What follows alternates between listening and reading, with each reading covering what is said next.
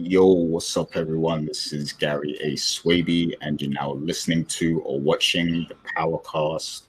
And today we will be recapping Power Book 3, Raising Kanan, Season 2, Episode 3.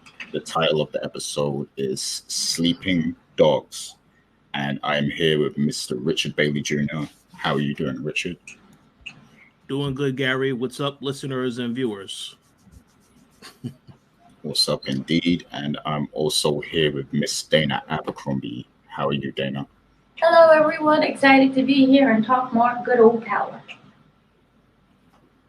Indeed, as always. And this was a pretty explosive episode. Some things happened, and we're gonna have lots of interesting thoughts and discussions. We're gonna get to our takeaways segment in just a sec.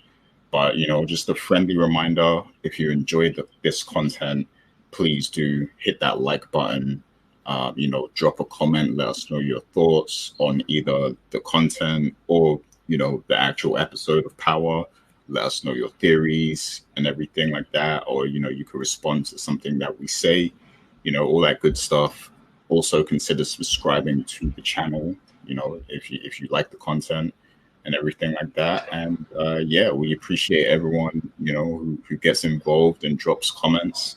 We're going to be in those comments, like replying and responding and everything, because we love chopping it up with the community. So be sure to do that. We're also on Instagram at Powercast Show. So definitely follow us there too. You can follow the Koalition account on Twitter and other social media platforms also. So with that being said, let's get into our takeaways for episode 3. And this week is Dana's turn to go first. So please give us your 3 takeaways.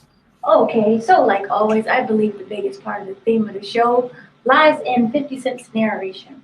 And so that one would be, everyone lies, the truth is slow and late, but the truth is coming. And so with this episode, I really felt that this is where people are starting to either make their moves, either through lying in order to manipulation, or that's going to benefit them later on.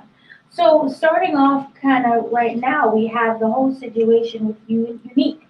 Unique kidnaps Juliana, which I originally thought she was dead, but she's not. He kidnaps her and he kind of makes a deal with Raquel, stating that he wants out of the business. And Raquel, of course, is very upset, and also on top of that, he stole Raquel's money. So, they try to make a deal stating that Unique is able to walk away. Isn't he saying that basically he has no connections no more? She took everything from him. And because of this, he just wants to retire and live that nice, peaceful life without having to look over his shoulder. But this is where the whole theme of everyone lies, the truth is slow and late. Because in the previous episode, we just witnessed Unique stating how he refuses to leave the business and how he was coming back with all his connections. And that right now, even though he doesn't have those connections, he feels that he is on the outside looking in. He's an outsider. And I view this as him being an observer for this episode. And if someone like Raquel is always after you, you're not able to get that full observation. So he's lying. Just straightforward. He's lying in order to make another move that will cross Raquel. And like they said, the truth is it's slow, but the truth is coming. So that is one of the huge big takeaways with that, because, we go from him saying one thing to him acting another way, and I just don't trust him, which is a good thing. You're not supposed to trust anyone on the show, technically. Another big thing that was going on was the fact that my second takeaway is the whole situation with Omar, which would be Howard. Sorry, I keep calling him Omar. It would be Howard confronting his son, Kanan, again. This, like I stated before, is he's going, I feel he's personally going about this the wrong way, and he's being very aggressive. But I think that this will also end up being maybe the unraveling of Raquel and Kanan's situation.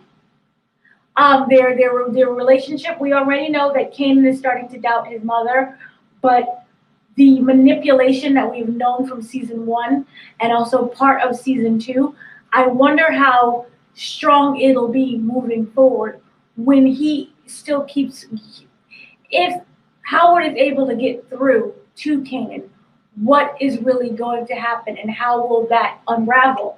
And also, again, with the whole lies and the truth, I wonder how everything is going to fall apart. For me, I want another dinner scene. I feel that Power Universe does a really good job with their dinner scenes. Everything just completely falls apart. So that, of course, is one thing. And then another thing is Famous and Famous's tapes. He's not able to really sell the music. You have the police is constantly harassing and then also just making fun of him. But Kanan comes up with a really smart idea of hiding the drugs inside Famous's case. Well, the tape cassette. And therefore it'll sell. And while no one's listening to his music, he still has money to probably find a place, move out of something that's not the YMCA. But one of the things that I question is, how does it still impact him music-wise? Because you're making money that you need in order to move out, but at the same time, no one's listening to your music. The crackhead at the corner is not going to actually start listening as he's pulling out the crack pipe. So I wonder how this kind of inhibits his career. Right now it's a temporary fix because he does need that money, but what's going to happen in the long run? He still wants to be famous. He still wants to go out there. So that's kind of my 3 takeaways.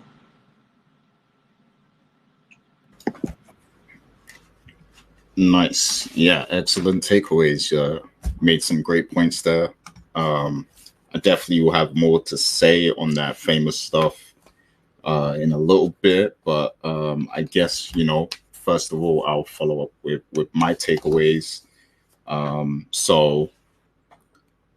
For me, I guess, firstly,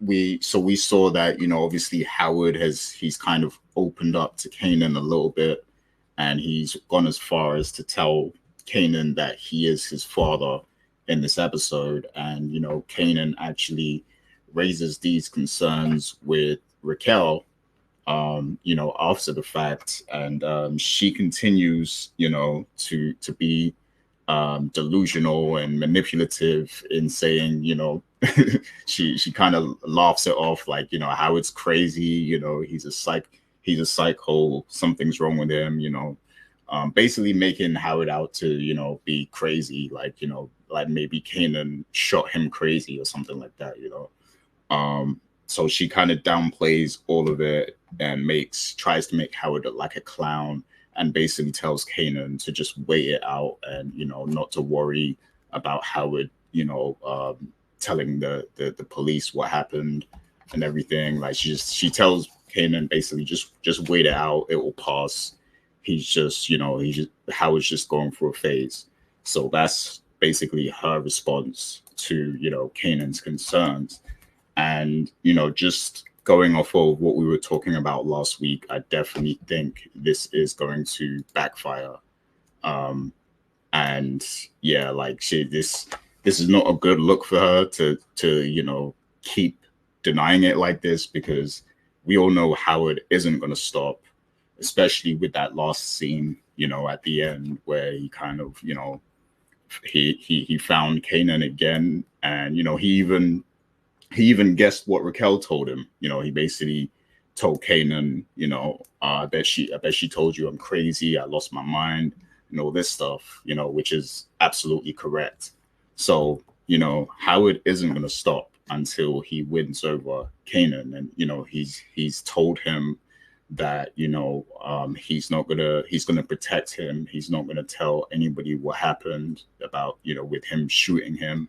So, he's already sort of building up Kanan's trust a little bit. So Raquel is doing herself no favors right now. And I do love her character just because she's such a dark horse. But yeah, she's truly psychopathic at the moment with this whole with her approach to to raising Kanan at the moment. Like she's just it's completely wrong. Like she's got it completely wrong, and this is gonna, you know, it's gonna cause a lot of pain down the road. So I can't wait to see how this story is gonna progress, because she's setting herself up for Kanan to inevitably hate her, if you will, because yeah, like she should at this point she should be like owning up to the fact that, you know, Howard, she should at least like suggest to Kanan that, you know, maybe something happened in the past, you know, and he might think that he's your father, but he doesn't know that for sure. Like, you know, just the fact that she's completely denying it is going to make her look terrible when the truth comes out. So yeah, that's my first takeaway.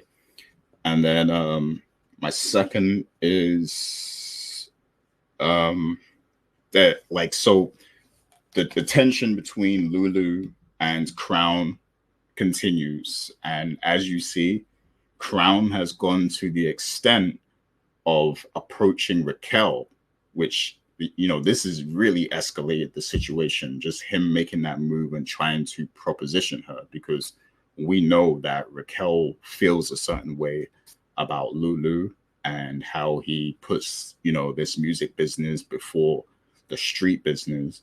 And she sees it as a hobby or like a little phase that he's gone through.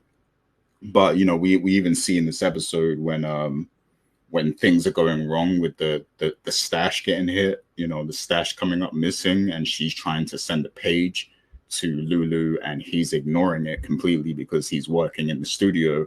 You know, he is really, you know, he's putting his heart into this business, you know, the music and everything.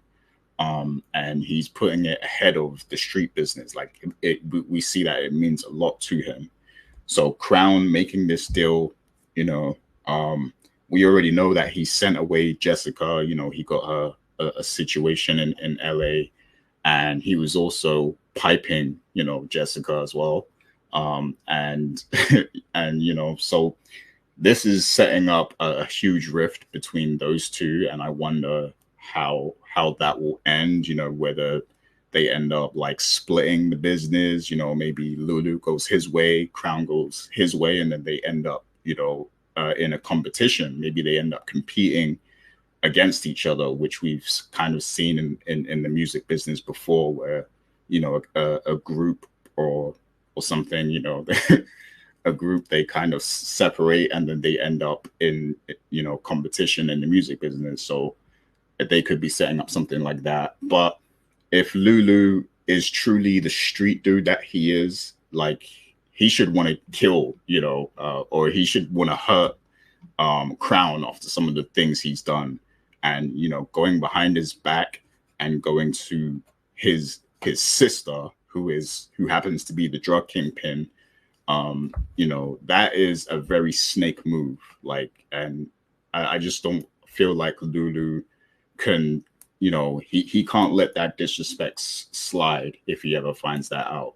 And I wonder how Raquel is even going to take it, you know, because that is her brother. So is she going to entertain this offer from Crown, or is she going to be a real sister and tell Lulu what, you know, what Crown said? Because you would think that's what a family member would do, to, you know, basically hint at Lulu, yo, this dude that you're in business with, you know, he's coming to me trying to make propositions to get you out of the business and stuff. You know, you would think she would do that. But we know that she's thinking like a chess player right now. She wants to make the moves that will help the business, the street business, the most. And she really needs Lulu in her corner, especially, you know, with Unique on the loose doing crazy stuff.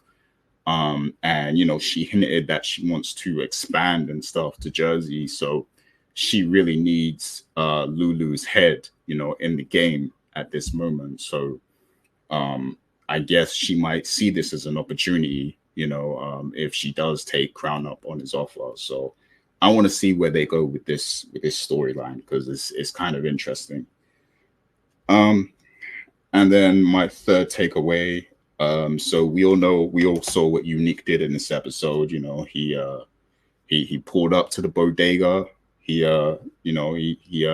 kidnapped Juliana, and he made a statement. He made a statement to Raquel and basically said, "Yo, I want immunity. You know, I'm going to be around here." You know, he basically said, "I don't want to move to another territory. This is my home. This is what I know. So I want to do what I want to do here without any retaliation or any of you coming after me. I want to be able to make moves." So he kind of made a power play, you know, with this, and basically sending a message that I can get to you. You know, if I really want to, I can hurt your business. You know, I can. You know, I'm crafty enough to cause you some harm, you know, or do some damage to your business. So don't play with me. So that was basically the statement he was trying to make. And you know, I guess Raquel, in a way, she kind of respected it, you know, in her own little way, even though, you know, she's not gonna take this lightly. I think if she gets an opportunity to you know, clap back down the line, she's gonna take it. Even though I feel like if they really wanted to do something, they could have done it to him in this episode. Like I feel like once he handed over the gun or whatever, like they could have done something to it if they really wanted to. But yeah, I feel like he sent a clear message to Raquel, and I wonder what the consequences of this will be, because Raquel clearly wasn't happy about the stash getting hit like that. And I feel like she should have had, you know, I mean, you see my name, Bodega Security. I was overseas at the time, so I couldn't really help out with that. But, you know, I think she needs to hire some other security for that bodega, you know, because it was a bit too easy for Unique to make his move. So, I really want to see what Unique's next move is now that we know what he's capable of. And I do think that Raquel is going to have her eyes wide open. And, you know, I wonder how Warrell is going to, like, she could do something like have Warrell try and take him out or something, or, you know, maybe Warrell will even switch sides. You know, they could still, you know, build they worked together for years, I'm assuming. So they might still have some kind of bond on the low, and that could lead to something. You know, they could make a move on Raquel, or it could be vice versa, where Raquel uses Warrell to, you know, to track Unique and figure out what he's doing and stuff like that. So I want to see how they play that card, the Warrell card. Like, what are they going to have him do with regards to, you know, obviously they used him to find Unique in this episode, but how deep is that going to go? You know, is Warrell fully on Raquel's side, or is he still on the fence? You know, so I want to see what happens with that too. But those are my main takeaways for this episode. And I'm eagerly awaiting to hear what Richard's takeaways are going to be. So please take it away, Rich. So let me start by saying excellent takeaways as always, Dana and Gary. Well, my opinion of this episode, once again, another solid episode of Raise a Kanan. I have 3 takeaways as well. I'm going to start with one that I wanted to touch upon because I thought it was pretty important. I'm going to go to Jukebox first. So as Dana mentioned earlier, in this episode, she did exchange looks with her mom, who was at church singing in the choir. But her mom didn't get the opportunity to catch up with her because she had left before they were able to, anything was able to come of that. So I'll be curious to see what happens the next time they do eventually, I'm assuming, meet up. We'll have to see what happens. But obviously that is something that's going to continue, I believe, moving forward. But what I wanted to mention about Jukebox in this episode is that earlier in the episode, you saw that she was recording a song in the studio, and you saw that both Lulu and Crown thought she sounded fantastic. You know, the actress that plays Jukebox she is very talented. She's an excellent singer as well as an actress. So she did a fantastic job. But you did see after that, they had a conversation saying that her image is an issue. Now, I am today playing the Power Image Consultant. So hopefully my services will be needed in the future. We'll see about that. But what I find interesting, and I think that that's a bit of a hint as to where things are heading with Jukebox, is that they brought up Ziza and the fact of how she looks, why she is just very appealing and will work well as an artist. And, you know, I kind of feel like that might create some tension between her and Jukebox in the future.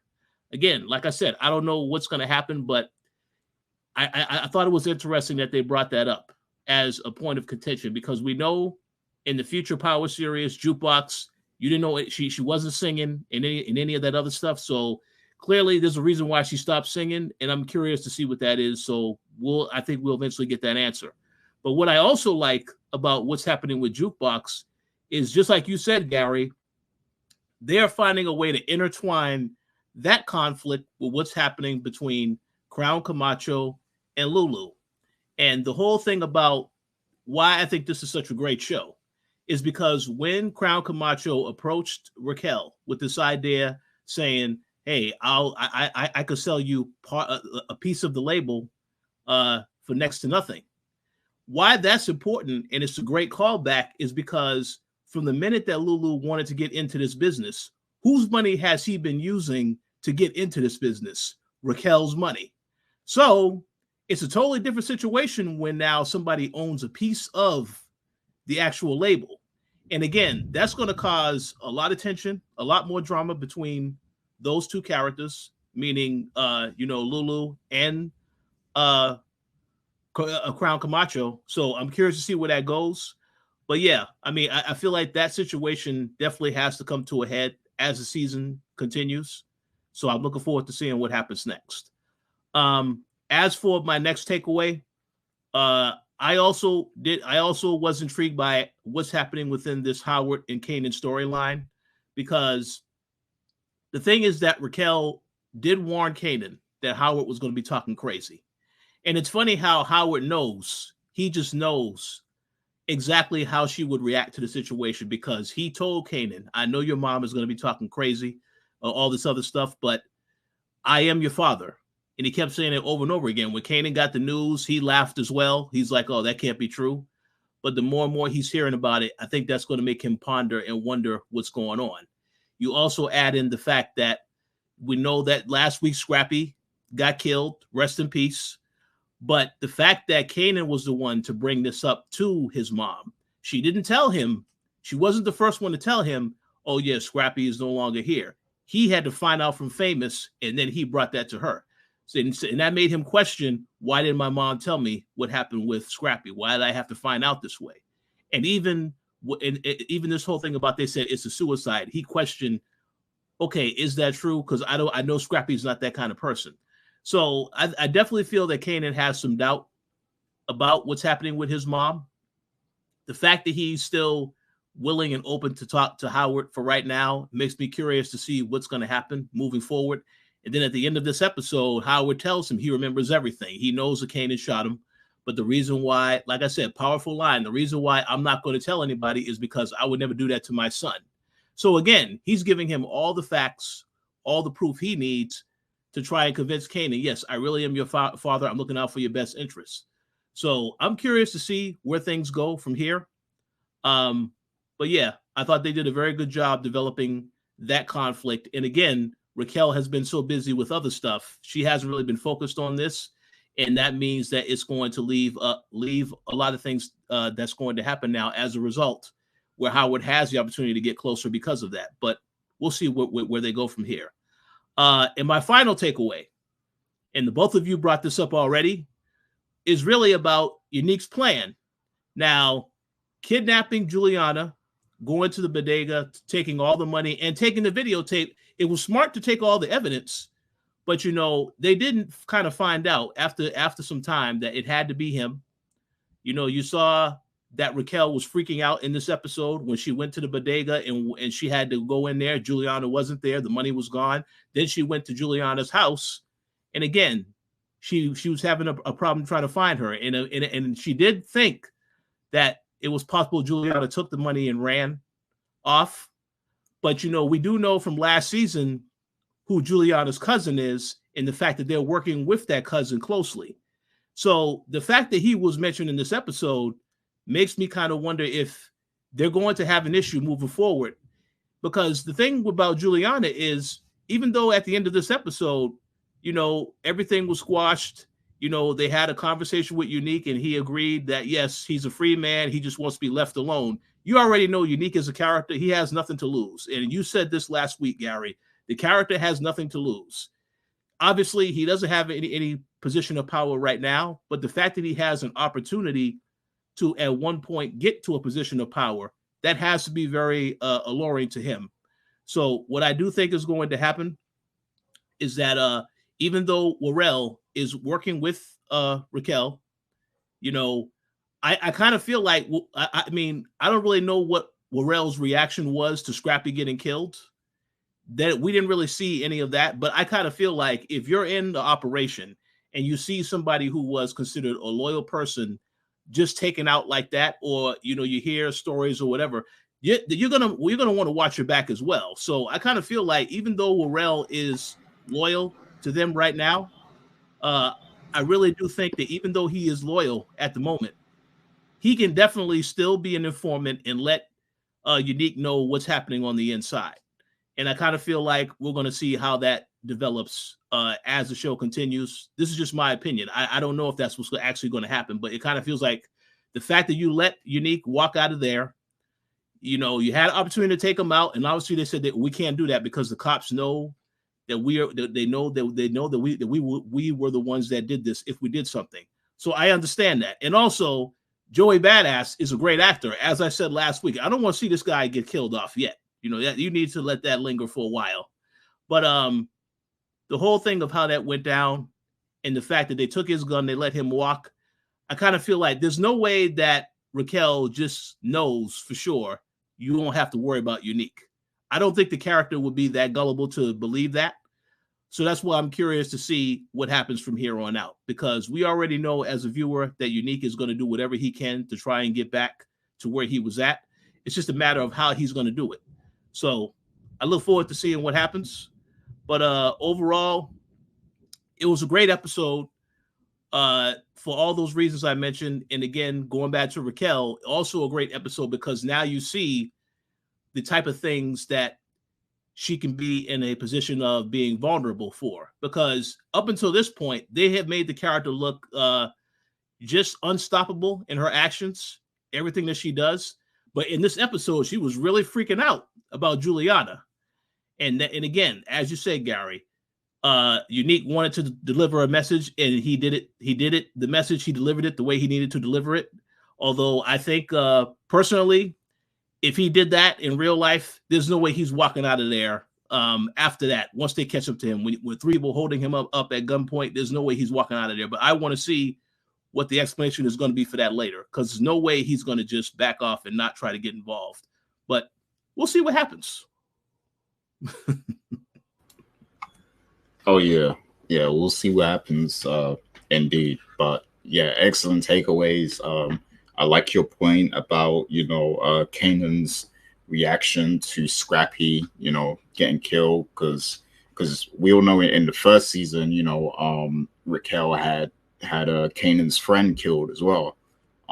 Yeah. Now she had Scrappy killed, and they lied about that too, about him committing suicide and stuff. So all of these lies, I think Kanan, he's going to remember that. So yeah, excellent points overall in your takeaways. Dana did want to make a counterpoint too. I have a counterpoint to Jukebox. You know how you stated because of the dressing that she might have to be a rival competition to that other girl. I don't see it that way at all. I view it as when Lulu was talking to her and telling her, it was Lulu and Crown that was talking about this different style of dress and how I feel she viewed it as it's a way of manipulation. Mm-hmm. I think that she doesn't view anyone as competition, really. But it's just another form and another step to learn how to manipulate people. And that, it seems to be the theme of the overall thread for power. We have, what Raquel is doing, Howard and everyone else is doing. So I feel that that is something that she's going to use to her advantage, with whomever the situation ends up being with. But again, we know how Jukebox ends up becoming in the end. We know that person. And I think they're slowly planting the seeds. Because Jukebox, remember, you don't mess with her. She was basically like a female Kanan. Mm-hmm. So I feel that this is just a step towards that, and a step towards how can she be the one to manipulate others and this family. Because if you really look at it, she's very perceptive. She knows what's going on. She knows everyone is lying, basically. But this is her acquiring those skills. Mm-hmm. I agree. Very good point. Yeah, good point. We'll talk about that more in a sec, actually, because I do have a question based on that. But real quick, before we get to our questions and discussions, another friendly reminder: please do drop your comments. Let us know what you think of anything we just said in our takeaways. Let us know your thoughts and theories, and also hit the like button and subscribe also. And yeah, if you want to follow us on Instagram, the Instagram is Powercast Show. So do that also. But yeah, let's get right into that, since we're talking about it. So, in this episode, we see Jukebox / Laverne. She actually goes to the church and sees her mother and everything. She gets a glimpse of her. And I can only imagine that is going to, progress as the season goes on, and they're actually going to meet and have some dialogue and everything like that. And then we also see in this episode the scene that you two were just discussing, where Jukebox is singing, and Crown and Lulu make the suggestion that she should switch up her image to be more presentable and more sellable, if you will, to a mass audience. So I guess the question is because Raquel did also say when Jukebox asked about her mother, to Raquel, one of the things Raquel said was that she could sing just like you, like she was a very good singer. So it seems like the mother is very well known as a singer. So I'm wondering, since they made it a specific point to add that scene about her image, I'm wondering if maybe, she's going to get close to her mother, and it's going to inspire her to want to, be an actual singer again, and really take it seriously. And maybe she will switch up her image for a time. Obviously, I don't think she stays that way forever, because, in the grown-up version of Power, we see that she doesn't kind of have that sort of image. She's just a normal officer, kind of. She does. It's not that she doesn't look good. It's just that she doesn't have that superstar, sexy kind of look going on. So I'm wondering if it's a case where she for a time Jukebox decides to take her singing career more seriously, and then she switches up her image. But then maybe something goes wrong down the line, maybe with her mother or her father, and then she kind of goes back to the normal Jukebox. So I guess my question is, what do you think of that theory? And if you have a different perspective on it, let us know that also. But let us know what you think that scene might lead to, with Crown suggesting that she change up her image. So since we were just talking about it, and I believe it was Richard who brought it up first, what do you think of that, Rich? Okay, well, that's a good question. I personally don't think that Jukebox is going to change her image. When she had that exchange with Crown Camacho and Lulu, you saw that she, you saw it when it started, Lulu was defending her, saying, no, she's beautiful. This is my family. And you're taking this too far. She's just a kid. He said that to Crown Camacho, but then he turned around and he said, well, no, everything he's saying is not wrong. And you could see at that moment that she was taken aback that he would even say something like that. So what I got out of that interaction is that this is what starts the downward spiral of her wanting to shut herself away from Lulu. Yeah, she'll still continue to do this music stuff, but I do think this starts to sour the relationship a bit moving forward. It starts off slowly, and then there are other things that will probably happen that will lead to that point. But I do feel as though that's what that whole interaction was about. I definitely don't think she's going to change her image, because I just kind of feel though the fact that they would mention Ziza and how they love everything about her and she looks great and stuff like that, I kind of feel like that's going to make her look at that. And I don't know if she's going to look at this other artist as this is who they are more invested in. So I want to get away from what they're doing. I don't know how it's going to unravel, but that's why I say the fact that this is also connected with the conflict between Crown Camacho and Lulu. That's how you know when something happens with that particular working relationship, it's going to impact everybody that's around them. And also the fact that Fareed, who basically is his responsibility to make sure that Ziza is taken care of, he's also connected in this as well. So that's why I say the fact that all this is connected is definitely going to rip apart a lot of relationships with all these characters. It's just I don't really know how they're going to do that yet, but they can go in so many different directions with how they tell that story. But yeah, to answer your question, Gary, as far as her interactions with her mom,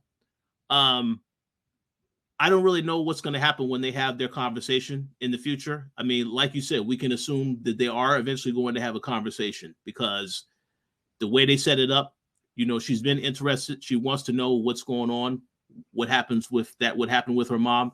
So I kind of feel like we can all make the guess they're going to have a conversation. But I don't really know what's going to come out of that conversation. Because again, there's a lot of time that would have to be repaired. She was not around, so I kind of feel like a lot of things would probably have to be explained. But we'll have to wait and see. That's all I can think of for sure. But I don't think her mom is, when they eventually do have a conversation, I don't think she's going to bring up the image thing. I mean, at least I don't think. But we'll have to wait and see. Interesting. Yeah, you make good points. I definitely think that Jukebox, her the way she looks at her uncle and her family, her close family, I think is changing over time. Because it already started with her dad, and now the fact that Lulu kind of suggested that maybe she didn't take it right. I do think if she does get to know her mom, she might actually be more interested in the singing career, because I feel like she's gonna want to she's gonna want to explore that side of what she gets from her mother, I guess, like the stuff she inherited from her mother. So I think maybe it might make her more interested in it. But I don't know, as far as the image thing, she might just decide to do her own thing, like just rock with her own image. So let me just make a comment. And again, I don't really know what happens on the future of this show, but I'm just going to say this. It is possible that her mom does inspire her in certain ways, but I would say, and this would be in truly heartbreaking fashion, something probably is going to happen to her mom. And that will completely take away her wanting to do the music stuff. So that is possible. I think it is, because again, like you said, on the original Power show, the character never was into singing in any of that stuff. So there definitely is a reason why she didn't do that as she got older. And I think we as viewers are going to find that out at some point. Oh yeah, absolutely. So yeah, I think we're in some very tragic scenes. I think we're going to see some bad stuff happen. But how we get there is the interesting part. But Dana, let us know your thoughts. What would you think about all that? Wrong. I feel, and I don't know, that's the beauty of this show, because we can have all these theories and we're all wrong, because it can go any way and still be good. I feel that if she was able to actually have a relationship with her mother, you have to remember her mother is like, she looks like she dresses from Little House on the Prairie compared to how that the other girl in the studio dresses. Let's just be a little honest. She dresses like a church girl, very modest. You know, she has a nice little hair and her nice clothes, but she's not out there showing body parts. And I think that that is what Lulu and the other crown is suggesting. You know, show the body parts. With that said, I feel again that you guys both said that Jukebox was never into like, let's go and be a global international superstar. To me, writing and singing for her is cathartic. And we really see her doubling down after the death of Nicole. Now, we saw she was singing and everything else with Nicole, but it was always like a fun thing. You know, it was never like, this is serious and I'm signing up for Star Search or whatever came on in the 90s. This was something that was just really fun, and it was a way for her to express herself. And she kind of stated, you know, in the very first season that while everyone was away, she just still stayed there. This was not something that, even with the writing, she was not 100%, hey, look at my tapes, look at all this music that I have. It was just her saying, you know, she just stayed there, and she probably would have been better off if she did go to Virginia, because she really didn't have anything left to do. I feel, again, that she's going to use this tactic as a way of manipulation, a manipulation for whatever it is that she needs and wants in the family. And I think that it's really, she does need a mother, and that is 100% true. And I feel that if her mother allows her to have a relationship with her, that they could have a possibility of growing stronger if she doesn't find out about her being gay. Because then again, the 90s is much different than 2022. I don't know how she's going to view her daughter if she finds out that she is gay, and her being a church woman. That is what I'm like, really don't know. And I want happy black joy. I want her mother to accept her, how she is, what she looks like, how she sings, like everything. But I just still don't know. On top of that, I feel that throughout this whole series, going through season 1, that, oh my God, I forgot her name. Jukebox has always looked up towards Raquel.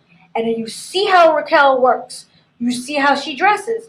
Granted, it's not boobies and legs everywhere, but it is way more feminized than what Jukebox wears. Jukebox has the baggy clothes, the sneakers, the baseball cap, the bubble jacket. That's what she's comfortable in. But in order for her to evolve for this show, I think she may take her image more in the direction of Raquel. Because if you also just look at Raquel as it is, she walks with power. She has power. She is commanding. And as vain as it is, you know, you have to dress the part. And that is what Crown and what Lulu was saying. Doesn't mean to be offensive. They love you the way how you are. But in order to make moves, to sell things, to get people's attention, you have to dress that way. And I feel she's going to go in that direction and dress that way, even if she doesn't want to. But that's how you manipulate people, crowds, whatever it needs to be.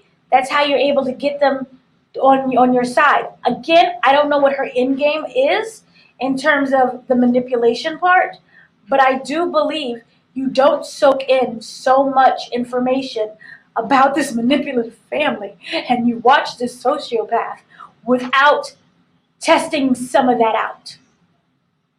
So that's my thoughts.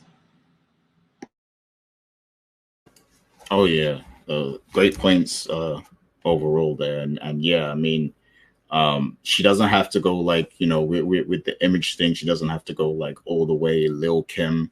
You know, I feel like, you know, she she like Jukebox, she would be like cool in like the Lauryn Hill kind of style, because like Lauryn Hill, she wasn't explicit showing her body and stuff, but she was still very pretty and beautiful in her presentation. So she could go in that kind of direction, and I guess that's kind of similar to Raquel a little bit. She's a bit stylish, without having to show everything. So yeah, I totally could see that. But yeah, I'm very interested to see what they do with this whole mother storyline though, because yeah, go ahead, Rich. Yeah, no, I was just going to say, yeah, I think Dana made some excellent points. She mentions Raquel in the style in which Raquel. I think that'd be a great way for them to utilize how Jukebox eventually changes her look if she does that. The only point that I was going to say real quick is that, and this is why the writing is so good. You saw how in the first episode of this season, and even going into episode 2, Kanan is trying to tell Jukebox there has to be more than life than being a part of this, being a part of this family business, the drug game, etc. And Jukebox, her mindset is that, at least from what we have seen in these first few episodes, is that she doesn't really believe that. She's still, it is what it is. But the fact that her mom is a potential person that she can now get to know, I kind of feel like that, as well as the singing, it kind of, they want this character to, I kind of feel like the character is going to have a moment where she's going to feel as though maybe Kanan is right. There is more to life than doing this other stuff. But again, we know some bad stuff is going to happen that's going to lead her to go down the opposite path. So that's why I say I really like how they made Kanan have these conversations, these heart-to-heart conversations with her about what's really going on in his life, to try to show you how connected they are, how close they are, but also a reflection of what happens later, because obviously things do not end well for either one of those characters. So I just wanted to point out that I think it was important for him to have that conversation, and I think that it was a setup to show you that maybe Jukebox is going to have some positive things that she's going to try to go after, but again, they're not going to turn out the way that she anticipates.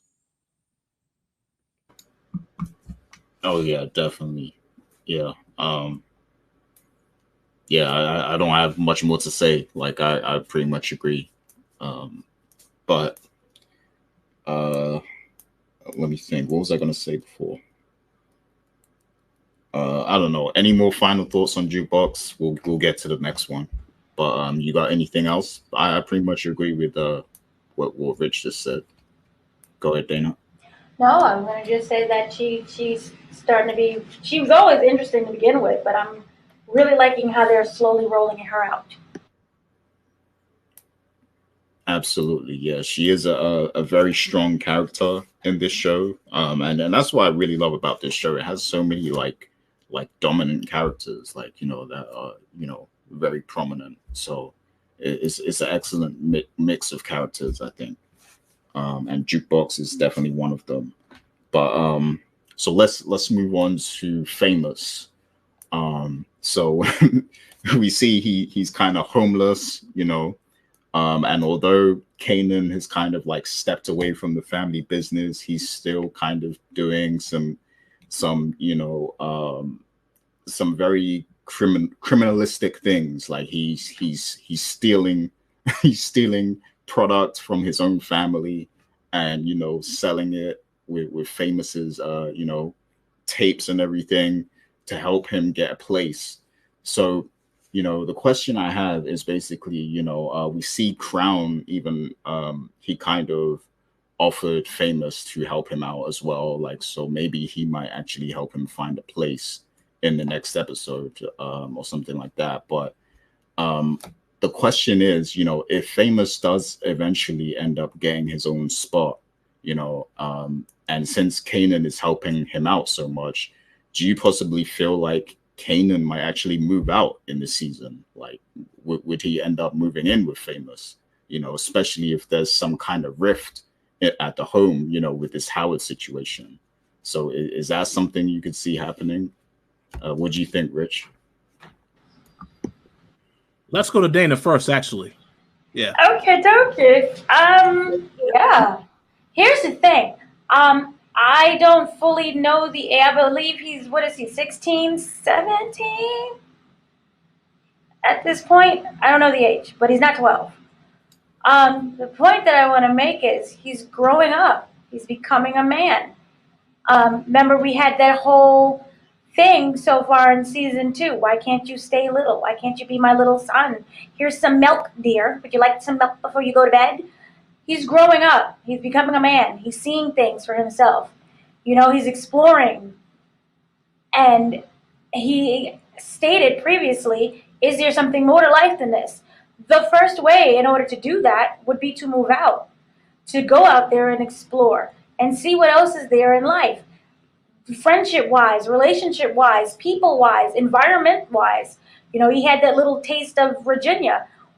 Why not continue that with your little taste and move into Amos's place or whomever's place? They can get something together. I feel that is the best way for him to grow.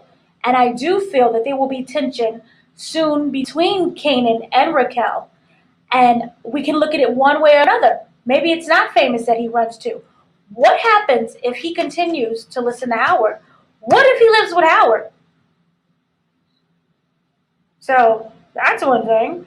But I think the best way for him to explore and evolve is to leave.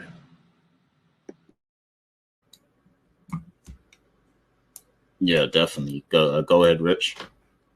Yeah, I agree 100% with everything that Dana said. And I think that was a very good observation of you, Gary, to ask that question, because I didn't think about that when Crowd Camacho did say that he was going to try to help Famous. I never thought of the idea, is it possible Kanan could live with him? That is a strong possibility.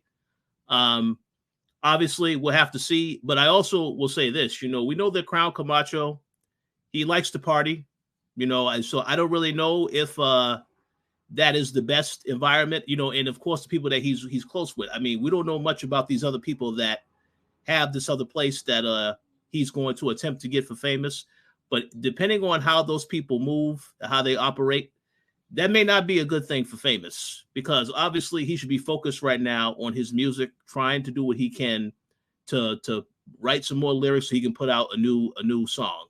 And I kind of feel like a lot of that other stuff would be more distractions if you're in an environment where people are always partying, drinking, whatever. So we have to see how those people are, if Crowd Camacho is able to get the place for him, and how that impacts his productivity moving forward.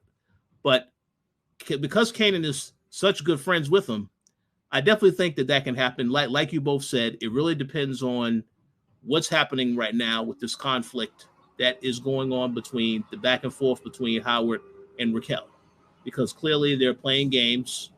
Howard has been honest about what he has said to Kanan, but Raquel wants Kanan to believe otherwise. So it really depends on how all this stuff comes to a head. But I think the fact that Kanan is starting to question some stuff that his mom says, like all the stuff that happened with Scrappy, and the fact that she didn't tell him about Scrappy before he found out. All of these are signs that he's going to try to, I think, start to push away from her. But what that means, I guess we'll have to wait and see. Can I just add one more thing? Yeah. I am looking at this situation as just not trusting anyone. So if, say, for example, Camacho is able to get Famous a place to stay, and it's not like the projects of New Jack City, what does Camacho want in return? Because if you look at everything, he's like, let me help you, and let me do this, and let me talk about this. Okay, but what do you want in return? I don't think it's for us to be best friends. I think that there may be another alternative down the line. And we kind of seen how Camacho is with Lulu and the sneaker tease of that, going to Raquel and being like, hey, I want him out of this music business, just like you.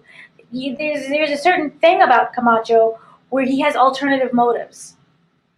And the way that even how he approached Raquel with the audacity, the gumption and the gall, I feel that he has something else for Famous.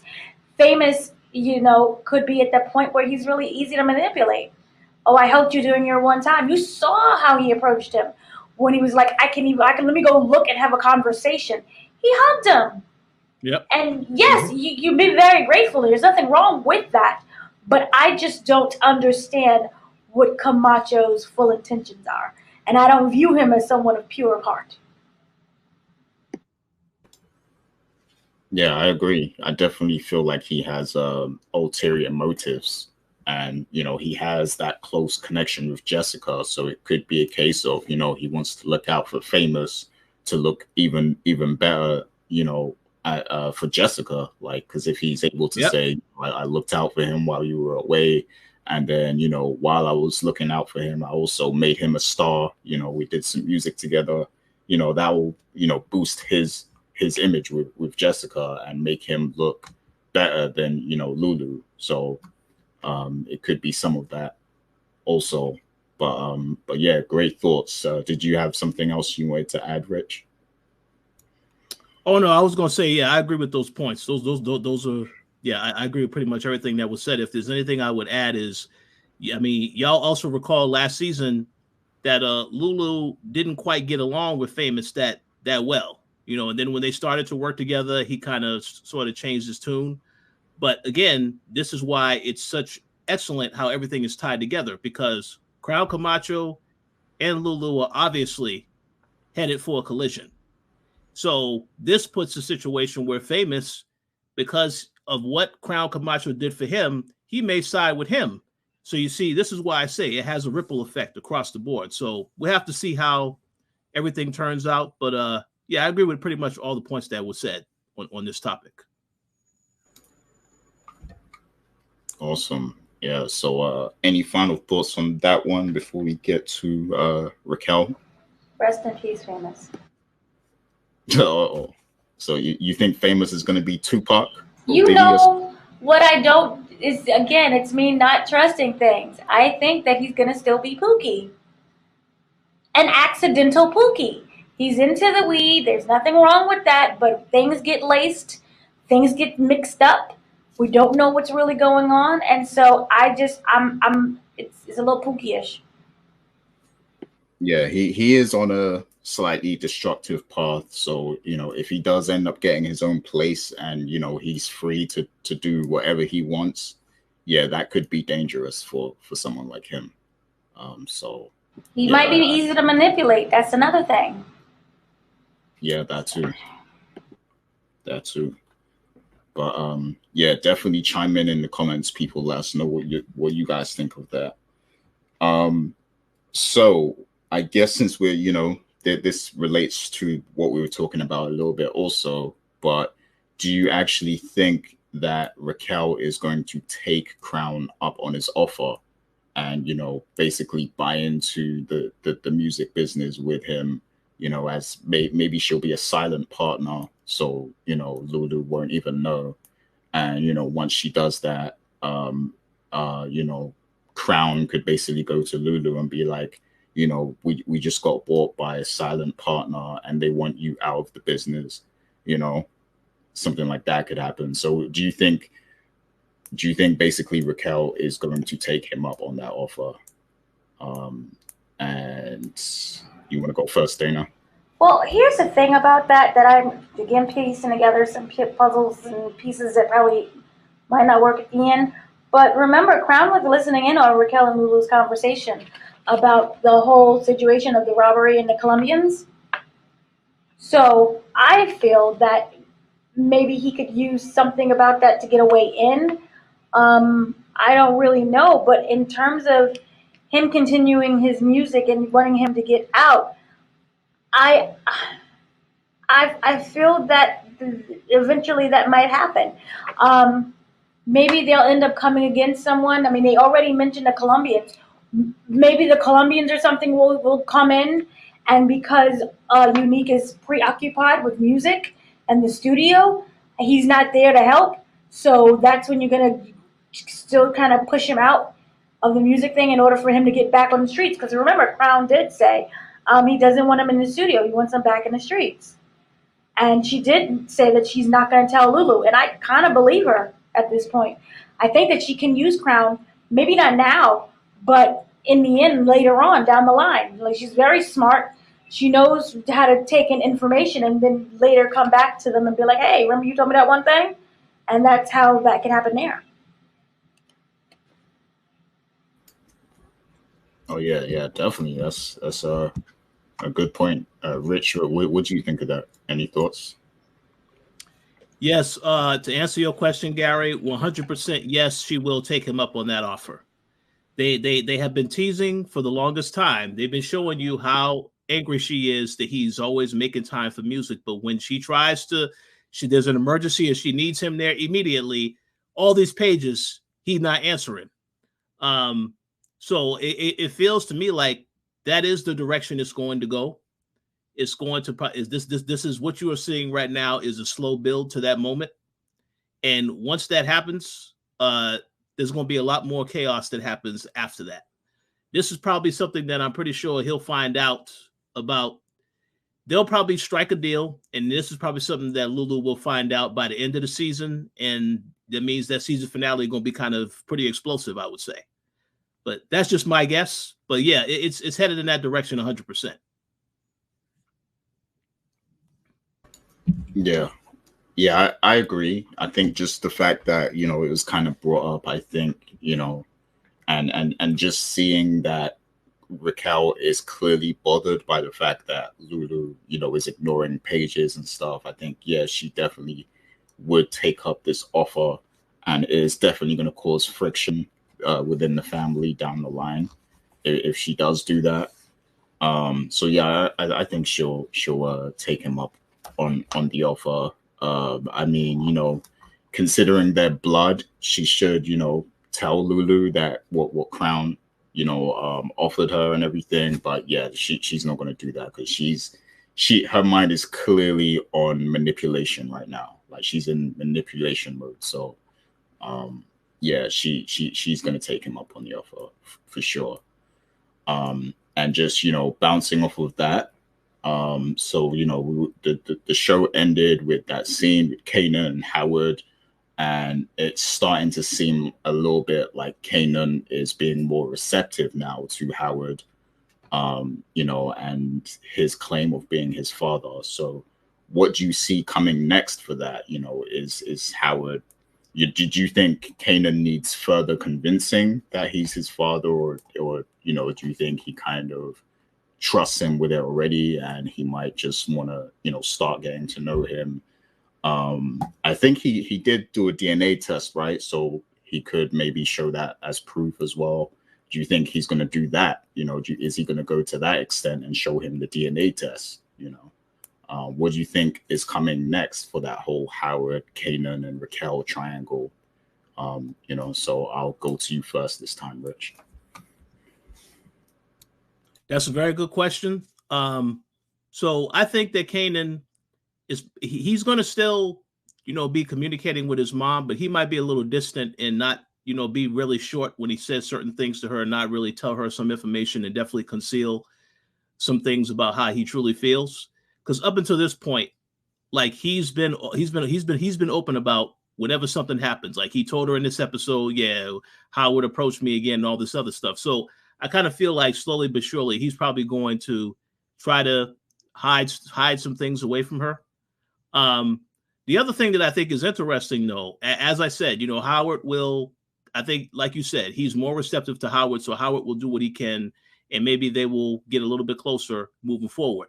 But the other thing that I think is very interesting, and we didn't really address this yet, is that you saw that Burke is really, really starting to really investigate and watch Howard. You saw that Howard had the escort that slept over his place, and Burke was right outside, saw her leaving. So she knows that Howard has some secrets that he hasn't told her. So I kind of feel like if she sees Kanan and Howard around together, I feel like it's only a matter of time before she catches them having a conversation out somewhere or whatever. Now that's something that she's going to be even more curious about why that's happening. So I definitely would look for that in the future, because the way they have set up all of this stuff with her asking her father and then asking her one of her other co-workers / love interests about Howard and whether or not he can be trusted. I think this is heading in that direction. So I'm curious to see how that all comes to a head. But yeah, I do think Kanan is going to be more accepting of Howard, but we'll have to see what happens from here on out. Oh yeah, you made some excellent points there. I definitely feel like Burke. I think there's going to be a rift between Burke and Howard because she knows he's hiding things and possibly protecting Raquel and Kanan. So I think that is going to cause a big rift there. And yeah, that could cause some serious complications with Howard and his standing as a police officer and stuff. So I'm interested to see where they take that. And regarding what you said about Howard, I could definitely see maybe Kanan trying to see Howard more, and trying to hide it from his mother as well. Like maybe he'll be curious to hear him out, and if Howard is able to prove it, I think it could be a situation where he tries to see him behind Raquel's back or something of that nature. So yeah, maybe we'll see that. But Dana, what's your thoughts on this whole Howard, Raquel, Kanan triangle at the moment? See, the thing regarding Shannon, the partner, being the wild card in the situation, she did, from what I remember, have a conversation with her father. Her father is a police officer as well. And with that, he kind of stated, don't wonder about your partner. That in order for you to make everything work, is you have your lives depend on the trust that you each have with each other. And so that can go in the way of leave him alone, let him do him. But there's something about that little curiosity that she has that I don't think is going to be the case. And so I do feel that she is going to end up finding out more things about what is going on with Howard. And maybe we'll have to come between whether or not she's going to turn Howard in, or if something screws up majorly, she's going to turn Howard in, or if she's going to just ignore the whole situation. And I think that that's something that she might have to wrestle with for this duration of this season, probably. Now, going back to the whole Howard and Kanan situation, I believe that he is very determined. And one of the things that he did say in the previous episode was that he was reborn. Remember, he came back and the cancer's gone and the bullet's gone and his lungs are back together again. So he feels like he's reborn. And I wonder if this means that we're going to see a different side to him that we haven't seen before. Yes, he's very aggressive in terms of reaching out to Kanan. And yes, Raquel is looking at him a little bit sideways, and you could see that she's becoming upset with the situation, especially the more that Kanan keeps talking about it. But what if Omar offers a way of understanding and just another different way of Kanan thinking about things? And what if he offers that side of life that is like, hey, this is not what this is. There's more to life than what's going on. I want to be the change in the family, technically, because he's part of the family. And so he offers that to Kanan. Again, we know what happens to Kanan in the end, but we don't know where that turning point ended up with. So what if he actually does build a relationship with Howard? I keep calling him Omar. I'm sorry.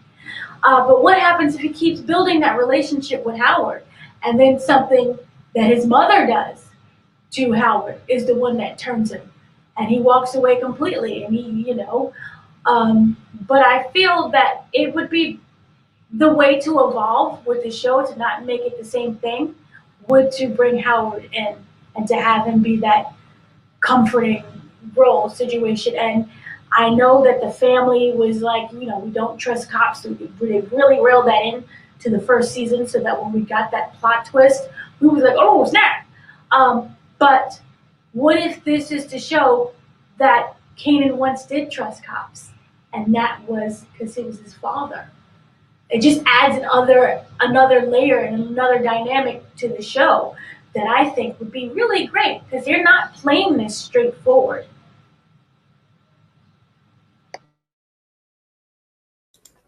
Oh yeah, excellent point. Yeah, I do like the whole parallels and the cycle of like cops and being intertwined in Jukebox and Kanan's story, because we know that Jukebox ends up being a cop, and now we know that Kanan's father is a cop, and also how does Kanan die? He dies in a shootout with the cops. So it's very poetic the way this story came out. It's a way to honor his father. I'm with your dad. I'm one of you. The cops took me out. You brought me into this world, and the cops are taking me out of this world. Yeah. So yeah, it seems like this whole cop thing is plays a huge theme in the Stark family, clearly. But yeah, I do want to see what the nature of their relationship would be, if they begin to bond on a regular basis, because there is that subject of morality, because his mother has taught him one way of thinking his whole life. Like, he's been around the drug business and everything. So if he begins now being around Howard, he's going to see a completely different, like a completely conflicting perspective on things. So yeah, it's going to be good to see how that affects the character for sure. So excellent thoughts from Dana there. But any more thoughts on that, the triangle between Kanan, Raquel, and Howard before we move on? I just really want to quickly say how sad it was. I know it's not to say sad, but Howard really has no one in terms of relationships. So the prostitute. Like, I just wanted to give him a hug and be like, someone loves you out there. Nothing is wrong with the prostitution situation. Do you, boo? But still, we're going to find you someone. You are loved. Yeah, I think he could find someone if he really wanted to. I don't know. I guess he just wants some quick thrills right now. But yeah, he's doing his thing with the prostitute. So. But no, here's the thing about the thing. It wasn't the fact that, hey, bang bang, and that's it. If you really looked at it, remember he was talking about Kanan to the prostitute. That's a sense of. I feel he has all this emotion bottled up, and we don't see him with friends. We don't know anything if he has family. And so he just does not have that way to express himself and to get everything off his chest. So that's just what kind of made me really sad. Yeah, and what I like about that, like, it feels very real, because like in the Black community, right, it's like, because to me it's like he's treating that prostitute as a therapist, almost, like the way he's opening up to her and stuff. And that's like very real for the Black community, because it's like we were never really exposed to therapy, back in those days and stuff. Like it was like never a thought in our mind that we could have a therapist, back then. So we would use other means of getting that, I guess, whether it be drugs or partying or, whatever, like, prostitution, whatever, like sleeping around.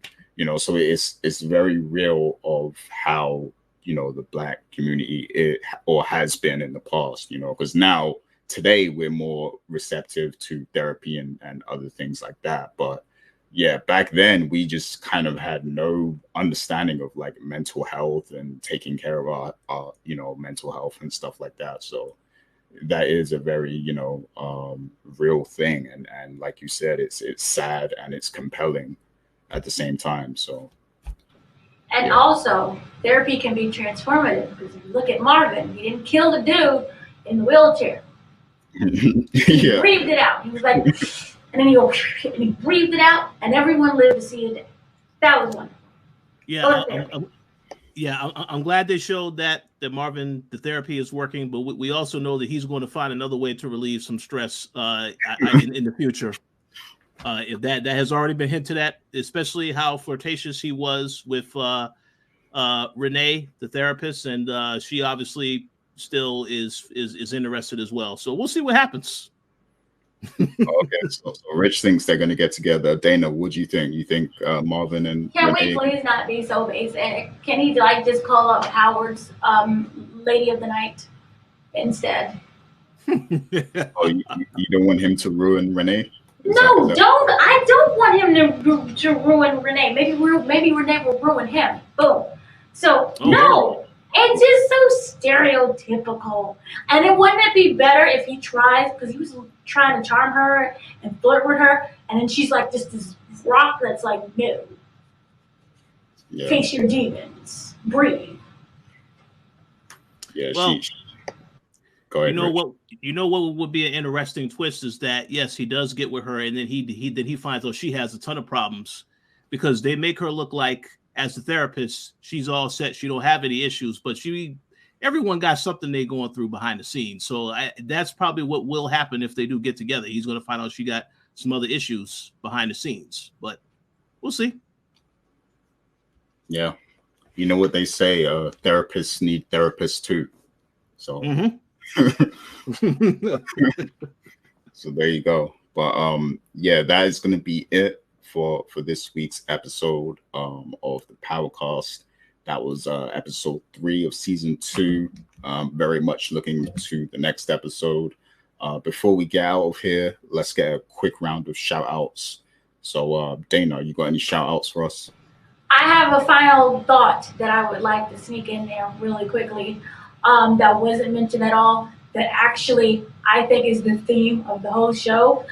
Cartier came in there, and remember when he was at the studio, and when Raquel burst in there, and she was like, pick up your phone, and he was like, oh my God. And then he started to recite Shakespeare's first sonnet, right?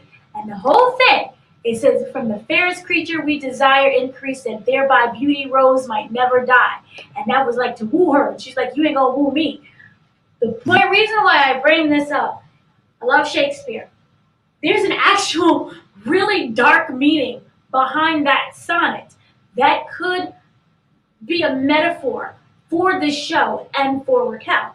So, for those who do not know, the first sonnet is basically saying, one second, I'm sorry. Oh gosh, I just lost the whole page.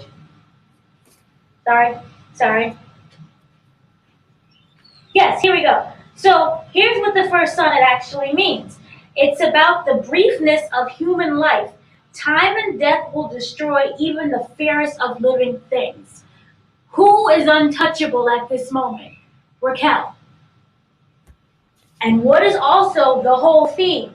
Everyone lies, the truth is slow and late, but the truth is coming. Meaning that anything that's coming to you is meant to come for you. Just give it time. Match that up with the sonnet about, basically, death and life and death will destroy even the fairest of living things. I'm starting to wonder what's going to start happening to Raquel. Are the certain moves that she's making and people counteracting against her in the shadows going to reap her downfall? So I just wanted to say that. Also, another part of that is the whole thing is about, the sonnet in general is about reproducing. And like, hey, you all die and you'll be destroyed, but what happens if you reproduce? In a way, you get to live on forever with that. But instead, the person decides to not reproduce, and therefore it's a form of self-destruction, and it's wasteful. So not in terms of like the sexual reproduce, but I just kind of wonder what's going to happen to Raquel in that sense of being self-destructive. Because right now, she's acting in a way that she wants certain things, but she wants it right now. And if you look at that whole situation with her wanting to move into New Jersey and that territory, remember she was looking at property, and even Lulu and Marvin was like, well, let's slow down a little bit. And yes, Lulu, he wants to concentrate on the business side, but when Marvin starts saying, let's slow down a little bit, because remember, he doesn't have a side thing. He's still with Raquel. I think that she could be moving too fast in a self-destructive way. So that's it. Go ahead, so, let me start and say that is an outstanding observation. So I have to give you a round of applause, Dana. And I was just going to make this quick comment. Yes, for all the bad things that have been done, there is a price to be paid. But I also find it very interesting how another fantastic show that we have spoken about, Gary, Snowfall, and the character Louie and her transformation as a character. Obviously, that character also has some things coming to her. So I find it very interesting how you have these two characters on two separate shows that are pretty much in a similar situation. They both are in a position of power. You saw how Louie wanted to expand and how it changed her behavior, her mindset, and how she approaches business. And you're now seeing the same thing with Raquel now that she's running everything, but now she wants to expand even further. So I can't wait to see where things go from here with that character. But that was excellent observation for sure. So I had to give credit for that. Oh yeah, props on that for doing that research on that sonnet. And I know you know your Shakespeare, so No, Shakespeare. Yeah. Also, the closing song was Backstabbers. Yes. Classic song. Because they smile in your face all the while they want to take your place. What's Unique doing? Smiling in her face. Oh, please let me go. I want to be peaceful. Smiling. Yep. Yeah, definitely. So yeah, did you also have any shout outs, Dana? Oh, yeah. Basically, thank you to everyone who is watching and listening to us. We really enjoy these shows. On the site, we will be having more interviews with the cast of Power, and you can look forward to that as well. They will also be in video form on the YouTube channel. So check that out. And once again, thank you. Awesome. And Rich, let us know your shout outs. And if you have, any other quick thoughts as well, you can let us know too. Oh, no, I listen, I'm enjoying this season of Raise Kanan so far. So excellent job by Stars and team. Shout out to you both. As always enjoys having these conversations. And a shout out to all the people that are continuing to support the show. We definitely appreciate your feedback, your comments. So feel free to let us know what you thought about some of the topics that we discussed. And if you do like the content, consider subscribing, and definitely stay tuned for more discussions to come. But thank you for your continued support, for sure.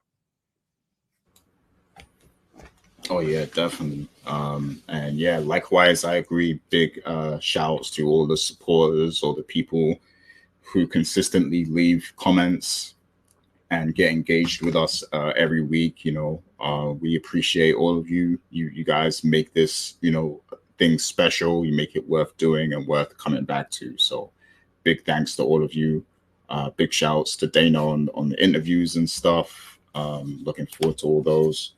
And yeah, that is going to be it. We will be back next week to recap episode 4 of Raising Kanan season 2. So look out for us. Take care, everybody. Peace out.